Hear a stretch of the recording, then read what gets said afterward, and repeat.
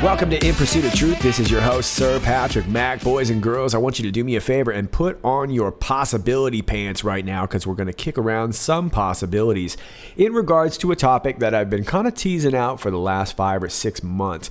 But to be fair, I've been a little bit vague for good reason. But right now, I think I'd like to articulate some of these ideas. And all I'm asking of you right now is to simply take it in and reserve your judgment and hold off on your contrarian arguments, at least until you've heard what I had to say. And then, of course, from there, you are more than welcome to think whatever you like, even if it just means that, hey, Patrick, I think you're full of crap. You might be right. I have to admit that because I got my possibility pants on. Anyway, as you can see, we have 3 Q posts right here in front of us. The first one is from yesterday, 3624 from the 24th of November. It's going to be biblical, the Great Awakening, and we were talking about Rudy Giuliani and his status. Now the other one is 3565 from the 31st of July, and this one was referring to Godfather 3. It's going to be biblical, and it was another Twitter status, only this time it was to the Pope. We're going to have a look at both of those. Then the last one is from 1455 from the 12th of June of 2018, and we were in London. London picks previous year determined, relevant, 2015, 2016. Find the markers, streets surrounding updates, We'll go into it. Don't worry about it. I just want to point out what they are, and they all have one theme in common, right? The word biblical. Now, this is a topic that we've talked about before, and I've offered up a very particular idea, although, like I said, I think I've been a bit vague, and I'm going to clarify a little bit more today. Now, there are going to be some of you, actually, no, there are many of you that have emailed me about this. It's a very popular topic, and I think that many of you are on the right track also talking about, obviously the biblical proportions and the obviously the massive scope that all of this that we've been talking about for the last 2 years is involved with. Now, I want to point out that I think you're also correct, but I want to show you where I think there's a little bit of a separation between these ideas, what I think they might mean, and how that is relevant to what we are looking at in the news right now. Let's start off with this first one, 3624 from just the other day. We had a Twitter status to Rudy Giuliani, and Q said it's going to be biblical, the Great Awakening. Now, the status to Rudy Giuliani said this: I discovered a pattern of corruption that the Washington press covered up for years.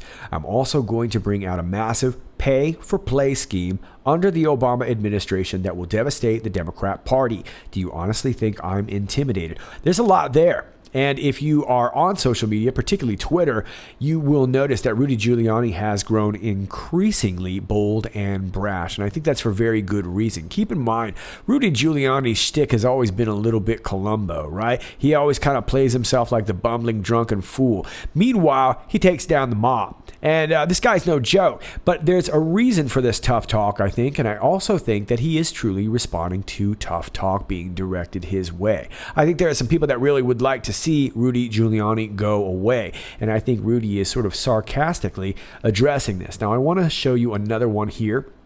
And we covered this the other day too. Truth alert, the statement I've made several times of having an insurance policy, if thrown under the bus, is sarcastic and relates to the files in my safe about the Biden family's 4-decade monetizing of his office. If I disappear, it will appear immediately along with my RICO chart. All right, well, this is some pretty crazy stuff. And this is actually really bold talk from Rudy Giuliani. And there's quite a few things I'm not so sure that I understand the scope of this tweet. But essentially, they were kind of clowning him, saying that he was almost ready to throw POTUS under the bus.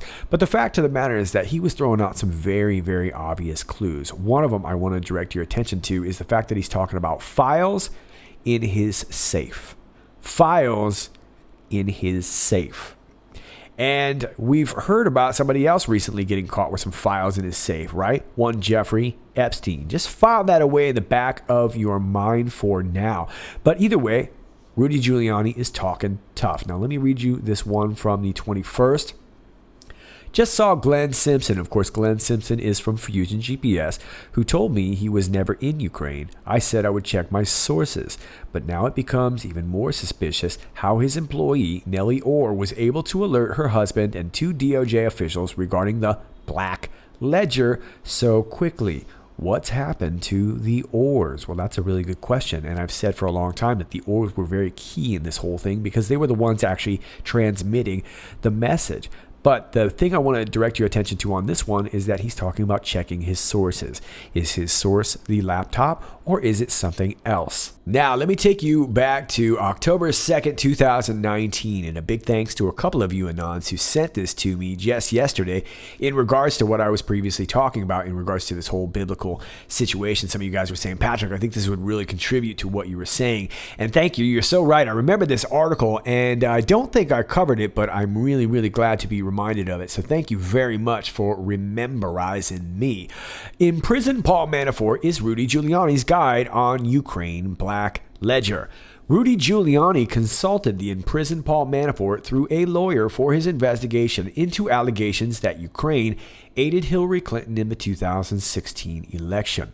The repeated outreach centered on the Black Ledger, which purportedly showed millions of dollars in secretive payments from ousted pro-Russian Ukrainian President Viktor Yanukovych to Manafort, and whether it was used to convince U.S. authorities to reopen a case against Manafort. I said, was there really a black book? If there wasn't, I really need to know.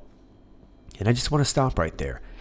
There's been a lot of talk, and I've had a lot of people kind of reminding me that, hey, I don't think this Black Ledger was worth anything. Like I said, let's not worry so much about the validity of this book just yet. All I want to point out is that Rudy Giuliani really needed to know. Please tell him I got to know, Giuliani told the WAPO regarding what he asked of Manafort's lawyer. He came back and said there wasn't a black book. Now we're going to cruise down here. The emergence of the ledger prompted bad press for Manafort in the Trump campaign, leading to Manafort's resignation from the role of Trump's campaign manager. Okay, this is pretty key because this created bad press for not only Manafort, but for Trump. And of course, they wanted to connect Trump for Manafort. And this is where we started to suspect that Paul Manafort was a plant, which makes him Plantfort. But is he a good plant or a bad plant? And if Paul Manafort is indeed a Plantfort, who is Plantfort a plant for? We read on. Down here, Giuliani has insisted some Ukrainians interfered in 2016 on behalf of Clinton, a theory that was previously promoted by Manafort's team in disputing the authenticity of the ledger.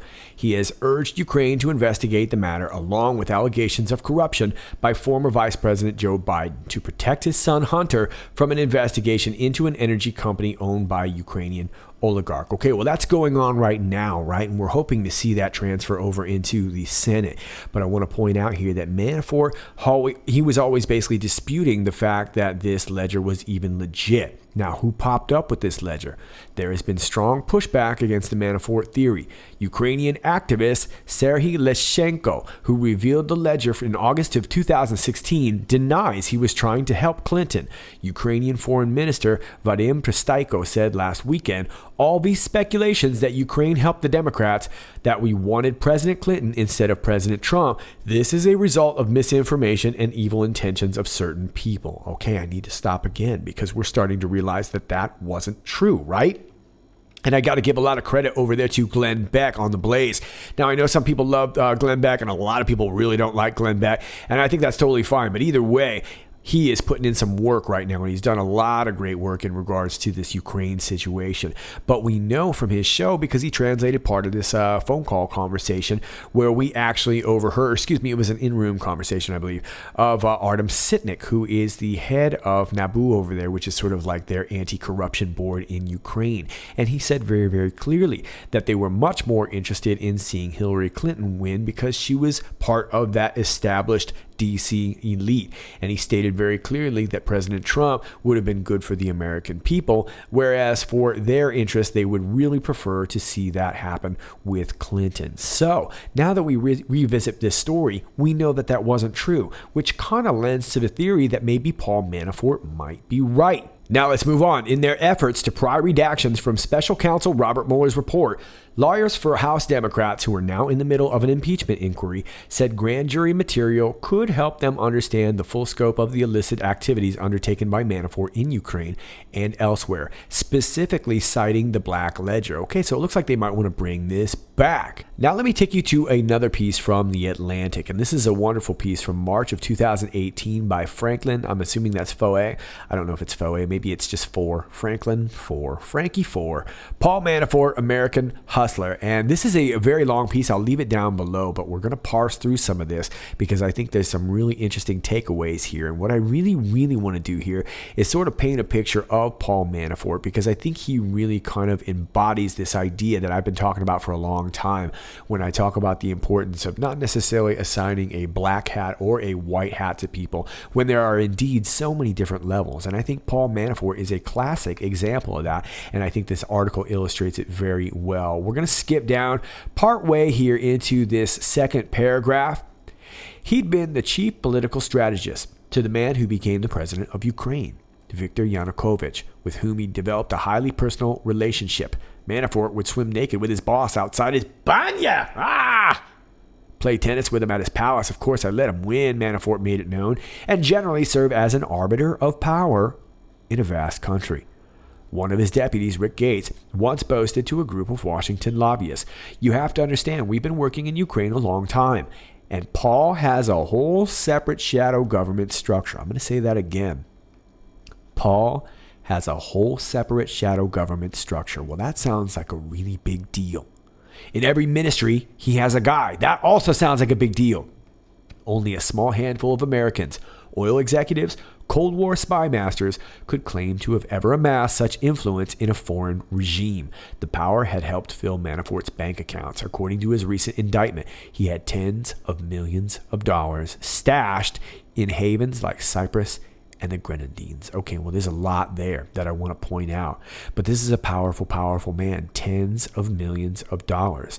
And this article is talking about how very few people would wield this kind of power in Ukraine, which is now popping up in the news. And of course, we don't have hide nor hair of Paul Manafort right now. Why is that? But I also want to point out that these tens of millions of dollars were stashed in havens like Cyprus and the Grenadines. So that means that Paul Manafort was very wise to this game. He's been around for decades, right? And of course, he wields all this influence, arbiter of power in a vast country, right? This is a big deal. Manafort had profited from the sort of excesses that make a country ripe for revolution. In the early months of 2014, protesters gathered on the Maidan, Kyiv's Independence Square, and swept his patron from power. Fearing for his life, Yanukovych sought protective shelter in Russia. Manafort avoided any harm, take a listen to this, by keeping a careful distance from the inflamed city. But in his Kyiv office, he'd left behind a safe filled with papers that he would not have wanted to fall into public view or the wrong hands. Okay. So now we've got Rudy Giuliani talking about a safe full of papers. We got Paul Manafort back in the day with a safe full of papers. And we just talked about Jeffrey Epstein, who had a safe full of papers. Now, rich people, of course, keep safes full of papers. But the point is that we have multiple ledgers being kept in multiple locations. Now, how do they connect? Not really sure yet, but we're going to continue. Now, let me skip you down a ways here. They were talking about the Ukrainian Revolution and how Manafort was sort of laying low. He was having family problems and whatnot, and he kind of reemerges in 2016. By the early months of 2016, Manafort was back in Greater Washington, his main residence and the place where he'd begun his career as a political consultant and lobbyist. But his attempts at rehabilitation of his family life, his career, his sense of self-worth continued. He began to make a different set of calls. As he watched the U.S. presidential campaign take an unlikely turn, he saw an opportunity and he badly wanted in. He wrote Donald Trump a crisp memo listing all the reasons he would be an ideal campaign consigliere, and then implored mutual friends to tout his skills to the ascendant candidate. Okay, well, he's actually done something like this before way back in the day with Reagan, right? But this is very interesting, and this is the part that I don't really understand fully yet myself. But what we do know is that most of that is true. Manafort did want in. Manafort was supposed to be kind of this fixer, and that was sort of the way they were touting him in the media, right? He was going to be this fixer, and he was going to be, they use that word all the time, that term, in regards to him with the campaign. But we also know that Giuliani really wants to know what's up with Manafort. There's information that Giuliani wants from Manafort. What that is, we don't know. But what we do know is that he wants something. And we also know that whatever it was that was supposedly on this ledger, whether this was a made-up ledger or not, it put Manafort away. And it put him away hard. Solitary. Mueller put him away, right? And so this is very, very curious. But we should also note he's still alive. And that's an important fact to note. But he wanted in on the Trump campaign. Now, was he really, really trying to help out with something? Was he just having himself a crisis of conscience or something like that and decides that he wants to go on the straight and narrow and decide to go ahead and work for the Donald Trump campaign? Was he simply just wanting to push a conservative agenda because that's where his loyalties lie?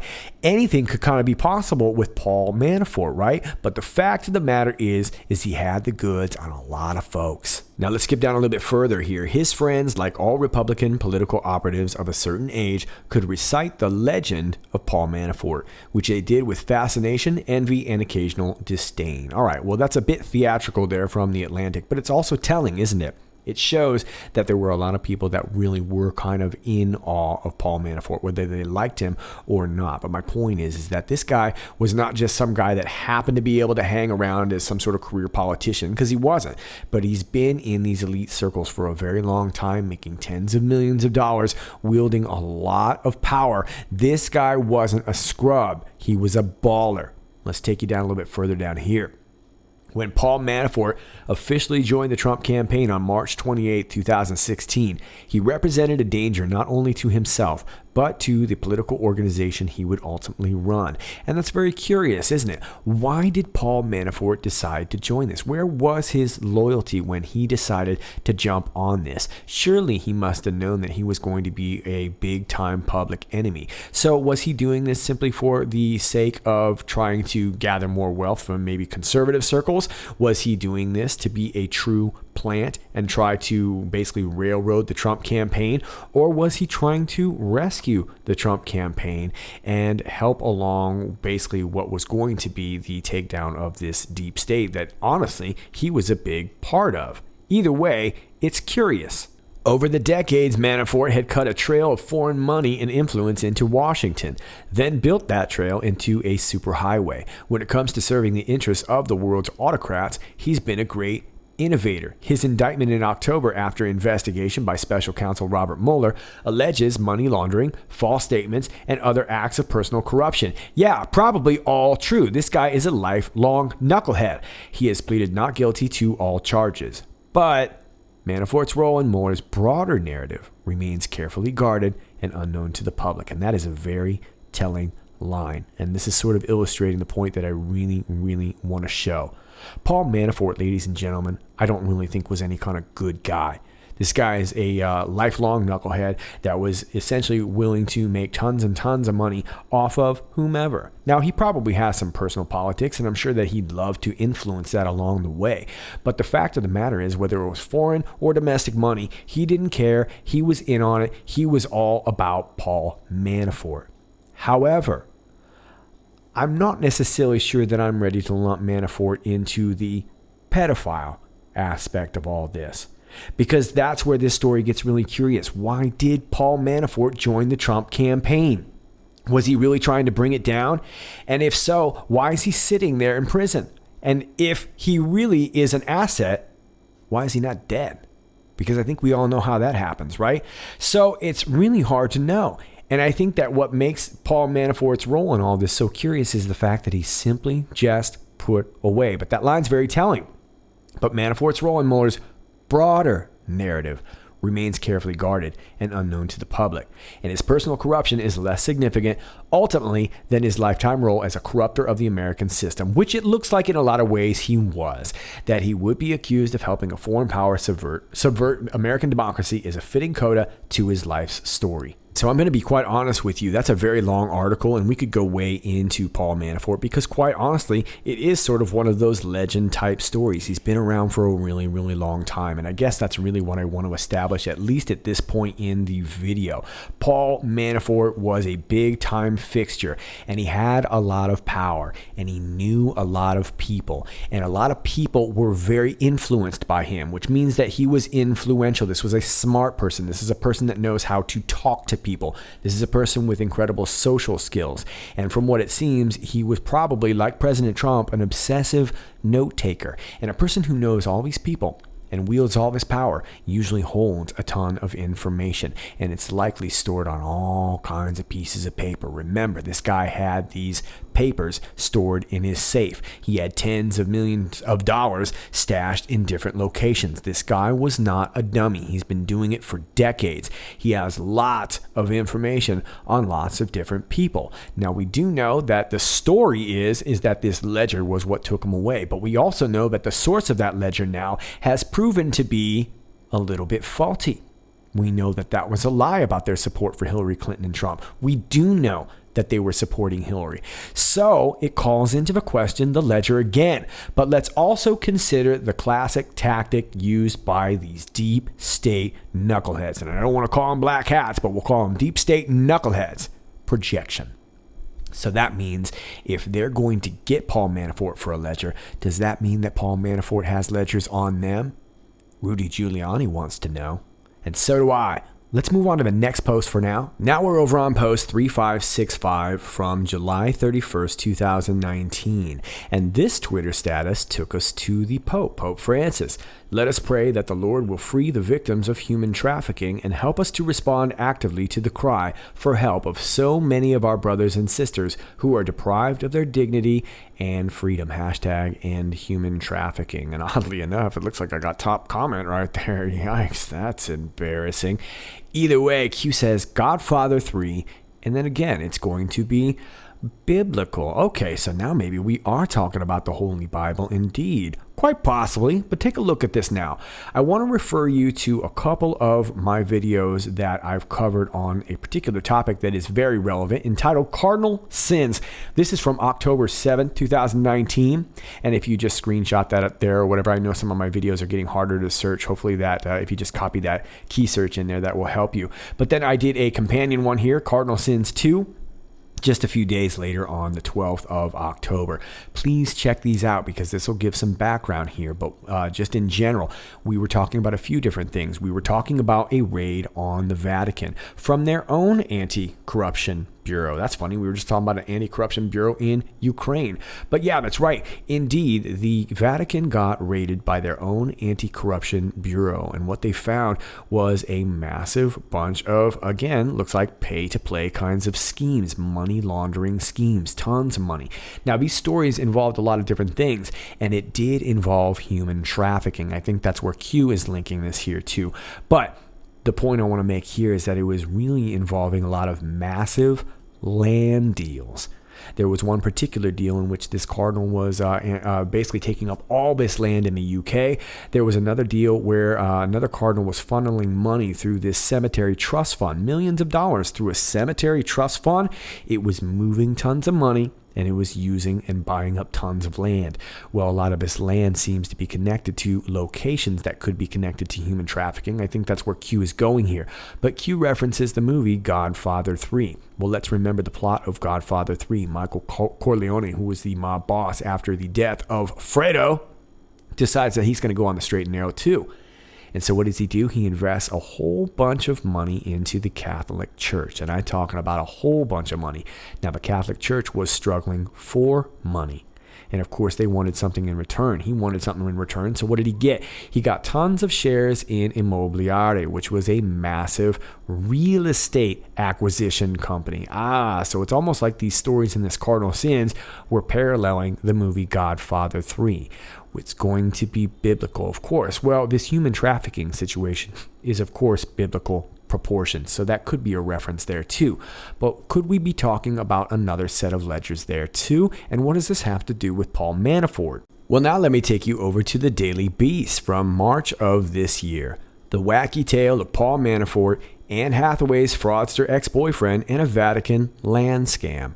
Before Robert Mueller got him thrown in jail, before he ran Donald Trump's campaign, before he helped make Viktor Yanukovych the president of Ukraine, Paul Manafort angled to make a ton of money off of the Vatican. A federal judge in D.C. will finalize Manafort's prison sentence on Wednesday, adding up to 10 years to the 4-year sentence he already faces. Since he took over Trump's campaign on June 20th, 2016, his decades of lobbying work have drawn unparalleled scrutiny from federal and congressional investigators, but one dalliance has remained unreported until now. According to two people with knowledge of the conversations, Manafort and then business partner Rick Davis said numerous times that they plan to go into business with a handsome Italian businessman named Raffaello Foglieri, and that they expected to use his purported access to the Vatican to get a sweetheart deal on the Catholic Church's real estate. In 2008, Foglieri pleaded guilty to wire fraud and money laundering, as well as one conspiracy count. He was sentenced to more than 4 years in prison. The access he claimed to have to the Vatican was part of an elaborate intercontinental scam that made international news and generated a tabloid feeding frenzy. Federal prosecutors said the Italian businessman, who dated actress Anne Hathaway for 4 years before his arrest, claimed to investors that he was the CFO of the Vatican and that he would use his connections in Rome to arrange lucrative real estate deals. He claimed that the Vatican was eager to sell off unused properties to raise quick cash to help offset the costs related to its ballooning child sex abuse scandals. It's all coming together now. A host of political power brokers got roped into Foglieri's scheme. The Wall Street Journal reported that he became close with Clinton ally Doug Band and offered to help Hillary Clinton court Catholic voters in the lead up to her 2008 presidential bid.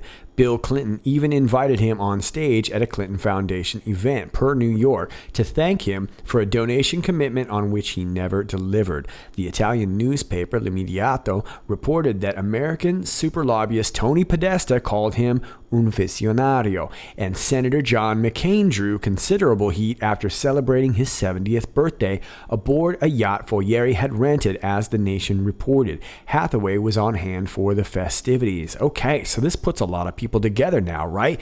And of course, this involves the Podestas. Now, the Podestas had been accused by the Catholic Church of essentially trying to put their own plans into the Catholic Church and to kind of revise the Catholic Church, sort of have this new Catholic revolution, if you will. This was something that's been going on for quite some years.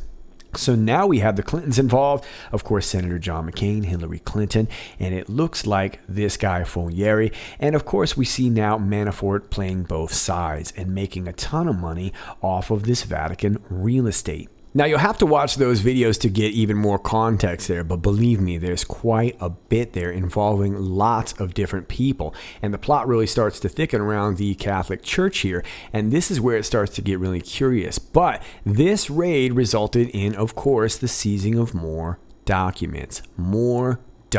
And of course there were electronic devices and all kinds of things and whatnot. But what we see here now is this common theme: lots and lots of documents. Keep in mind, Manafort's been involved in all of this, and we have one ledger, but let's face it, this guy has been around since the 70s. You think this guy, who seems to be an obsessive note taker, definitely a type A, would only keep one ledger? No, he's going to have multiple ledgers on multiple people. And considering the fact that he went down because of a ledger, almost seems like that would be the introduction of some sort of projection. Are you feeling what I'm saying right there? If they introduce this faulty ledger, then maybe that will be, if it does get proven to be faulty, then of course that would disprove the rest of them to be faulty, therefore kind of muddying the waters. You see where I'm going with this? Ladies and gentlemen, think about how the Bible was found.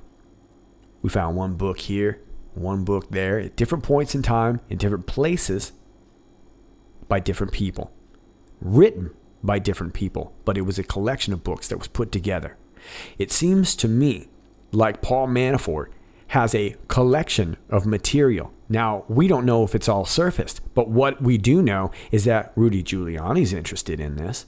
And what we do know is that they seem to be connected to these multiple raids, human trafficking, and all these different kinds of things with the Vatican, all these different things that I've shown you. And it seems to span decades, and it all seems to come to a head in Ukraine. Now let me move you over to 1455 on June 12, 2018. And this is going to take you back a little bit. If you follow Q for a while, you probably remember this situation, but we were talking about a series of pictures.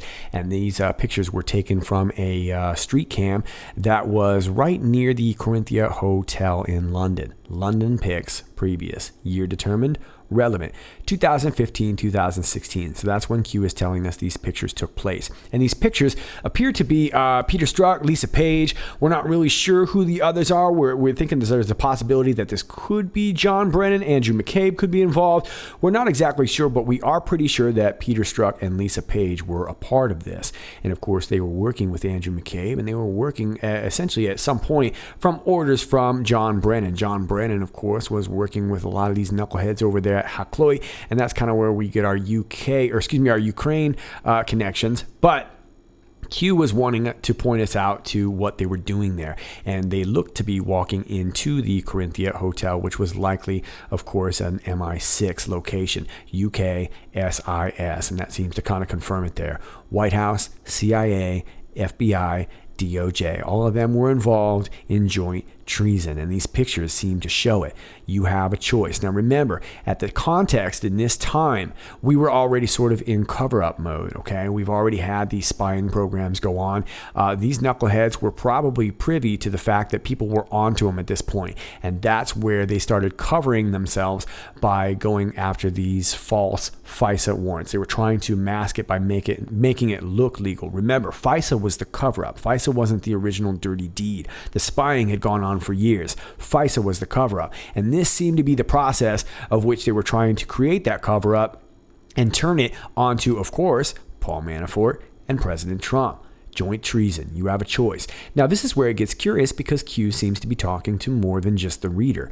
SIS, and we have good agents. The time is now. Contact windows, good in brackets. And that's very curious, right? Because that doesn't sound like something that Q would say to us, the average reader. It sounds like they're talking to somebody else, like they're giving them a window of contact. And I think it's very interesting that they use the term good, which makes me think of very good, as in very good boy. Is it possible that this term and all these different dog tweets and deer tweets and whatnot, I'm not going to get into all that today, but could this be a statement of loyalty saying whether or not their contact is open, whether that contact window is open, or whether their contact platform is open? I couldn't tell you the exact specifics, but I think you see where we're going with this. Is this the origin of our very good boy? But then again, we have the term biblical. Now, in regards to this context, the fight between good and evil, I guess you could kind of nudge it in there, but it seems again like we're talking about a whole collection of books. Books, things that were stored in safes, some sort of information that was collected from multiple sources. Ladies and gentlemen, Paul Manafort was no dummy. He kept his money in different locations, so I'm sure if he had ledgers over decades and decades, whether it was used as some sort of extortion, whether it was used for good or bad purposes, it doesn't really matter, ladies and gentlemen. We don't need to assign a black hat or white hat to this. The fact is that it exists, and there's a possibility that more exists, and I wouldn't be surprised if a lot of them are still unknown, and that might be the very reason why Paul Manafort is still alive. Biblical. But my point is, with all three of these posts, is that we don't seem to be talking about the Holy Bible just yet. Now, for those of you who are disagreeing with what I'm saying here, let me point out that Q does indeed reference the Holy Bible, and I want to point that out here in post 1603. This is from the 27th of June, 2018, and we're not going to go through this whole thing. I just want to point out the reference. Q was actually referencing bad actors in this first part of this post, and then adds on down here, which is where I want to talk about. If you were smart, stupid, you know what just occurred at the meeting in Russia. This was in regards to John Bolton meeting with Putin. It was making a lot of people nervous. Of course, John Bolton is no longer in office, and he's complaining about his Twitter account, but that's a different story. Attempts to frame Russia, POTUS, optics are failing and will soon be exposed. Objective: to keep POTUS away from Putin, failed. Bolton and Putin should scare you. Indeed, it should. And we've long, especially I think people who are a little bit younger, have probably grown up with Putin being sort of viewed as this terrible, terrible person. And I'm not saying he's a great guy. He's somebody that we need to deal with, though. And Russia is a country that we need to deal with. It's a formidable country. But we do know that guys like George Soros, who have openly admitted this, and now we have new documents even showing this being stated, that the whole point there was, George Soros has always wanted to support Ukraine because Ukraine was a thorn in Russia's side. I think, honestly, bigger picture, I think Putin, if he had his way, would probably likely just annex Ukraine and be done with it. Now, I'm not saying that's the right thing to do or anything like that. That's not my place to say. I'm just saying I think that if he had his druthers, that's what would go on. But we do know that George Soros would love to stay in Ukraine because that's a deep state proxy, but it's also a way to stay in Putin's side, right? To be a thorn in his side constantly. Enemies are allies, and that's what frustrates the deep state so much, is the fact that we are kind of, I don't want to say cozying up to Putin, but we're working with him. And that scares them because they have a lot of control in Ukraine. And we see that from the days of Paul Manafort. Enemies are allies. Evil has no place here. America is no longer for sale. The age of taxing our citizens across the world while entry to our markets is free is over. The world will unite in this cause. And here's where we do talk bigger picture. Good versus evil, right versus wrong. Forced immigration pushers will be exposed. And we know what the why is now, right? The why is because of massive human trafficking. And we see that these land deals, we've seen it in the U.S. too, all throughout L.A. If you followed my L.A. Guns series and all these things like this. Tunnels, massive amounts of human trafficking. We saw it with the land deals with the Vatican that we just talked about. This was a way to move these people. They owned every aspect of it, from the shipping to the receiving to the adoption centers, all of it. Even into Planned Parenthood, from every step of life, they have kept control. And this is where Q, I do believe, references the Holy Bible. Read the Bible. Now, there may be a secondary reference to what I'm talking about with the Manafort ledgers and whatnot. And this may not just be Manafort's ledger, but I am talking about kind of this collection of books that seem to be around the world that are implicating a lot of different people. But I do believe here that we are also referencing the Holy Bible. Whether or not it's mutually exclusive, I don't know. But it does look like Q is talking bigger picture here by saying God wins. Now, when I was searching this here, this other one came up from February 17th, and this was in regards to a couple of posts. But this makes my point too. When Q references the Holy Bible, Q tends to just give us the Bible verse. Now, let me leave you with one last thing. What you are looking at is a statement from Yuri Lutsenko. This is part of a bigger collection of documents in relation to Ukraine through the State Department, obtained through a FOIA request. And we talked about some of this the other day. It was released a few days ago, but I want to turn your attention on to this. Now, I want to point out also that Lutsenko and Letsenko seems to be misspelled a couple times in here. They go back and forth, but I believe they're referring to the same person. However, if you look at the underlined section, you'll see a reference to a Mr. Leshenko. We'll talk about him in just a second, but that's a separate person. But just to give you some more background, Yuri Lutsenko, at the time of this, January 26, 2019, was current prosecutor general of Ukraine. Now, he is no more in that position. He was let go and now is being investigated by Ukraine. Very curious. I also want to point out that this was the man who stated to John Solomon at the Hill that ambassador to Ukraine, Marie Yovanovitch, the one who just recently testified, was the one who approached him with this no prosecution list. All right. So Yuri Lutsenko was at the time picking up where Viktor Shokin had left off. Viktor Shokin was the one investigating Burisma, Hunter Biden, etc., and of course was let go as per request of Joe Biden. Now, Shokin and Lutsenko, who both seem to maintain the same ideas. It looks like Lutsenko has kind of agreed with Shokin's findings that Hunter Biden was indeed on the take and whatnot. They've both been let go. Let me take you halfway down to the statement here. Mr. Lutsenko stated that there was a black book found near the home of a former deputy of the Ukrainian Secret Service. Curious person to have that. This book contained a list of people who were receiving kickbacks. He stated examples such as $3 million for a vote on the state budget by a member of parliament. He stated that it wasn't an actual book, just several pieces of paper consisting of approximately 10 to 12 pages long. The next day, the U.S. media had the story. Well, we should already be raising red flags, right? And Mr. Leshenko, who is a member of parliament and a journalist, said that Paul Manafort's name was also in the book. Mr. Lutsenko further stated that Mr. Lushenko and the U.S. ambassador are close. Several weeks after the discovery of the Black Book, Nabu, which remember was the one who we caught stating that they would prefer Hillary over Trump, that Nabu, Artem Sitnik Nabu, opened a case. At some point during his first week in office, Mr. Lutsenko met with the ambassador Marie Yovanovitch, where she asked him to close 3 cases, including one against Mr. Lushenko. Yeah, and some of the other ones involved those NGOs that were involved with George Soros. The head of Nabu confirmed that Mr. Manafort's name was in the Black Book. However, there was no signature where Mr. Manafort would have to sign for the money. Well, that's what he went away for. There is bank transfer to Mr. Manafort from Kyrgyzstan. Nabu also confirmed to the press that Mr. Manafort's name appears in the Black Book. Interesting. Mr. Lysenko, who oversees SAP and Nabu, cannot inquire about their cases investigations. The head of SAP is Nazar Kolodnitsky, and the head of Nabu is Artem Sitnik.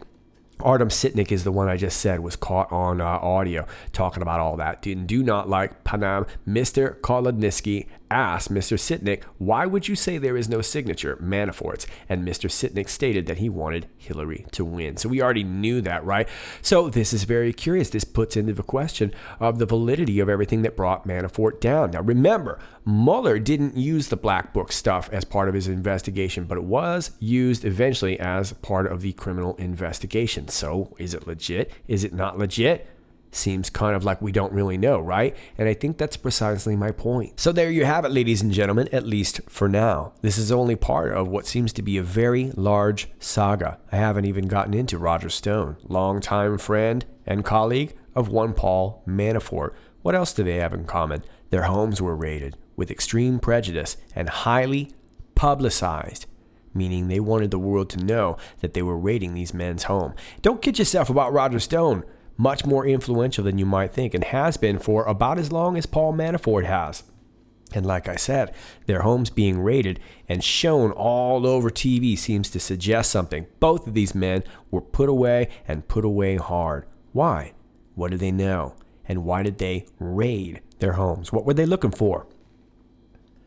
Boxes and boxes. Perhaps? Ledgers? Perhaps? Is this all biblical? You tell me. But the point I want to make is that Paul Manafort seems to be very central to this entire saga, and yet no one is talking about Paul Manafort. Very similar in the way we've taken approach to this Jeffrey Epstein story in the mainstream media. Doesn't seem to be a story that anybody wants to touch, but it seems to be a story that eventually everything starts to come back to. After all, Jeffrey Epstein was supposedly suicided at the same prison where they had kept Paul Manafort. And El Chapo, Jeffrey Epstein, shared the same lawyer. I don't remember her name on the top of my head. Her last name is Colon. But they all were held at the same place. Paul Manafort eventually moved. El Chapo eventually moved. And of course, I think we know what happened or didn't happen with Jeffrey Epstein. But ladies and gentlemen, if Nabu and this Black Ledger, which doesn't seem to have Paul Manafort's signature, is not legit, you must acquit. No, it's just super suspect, right? Obviously.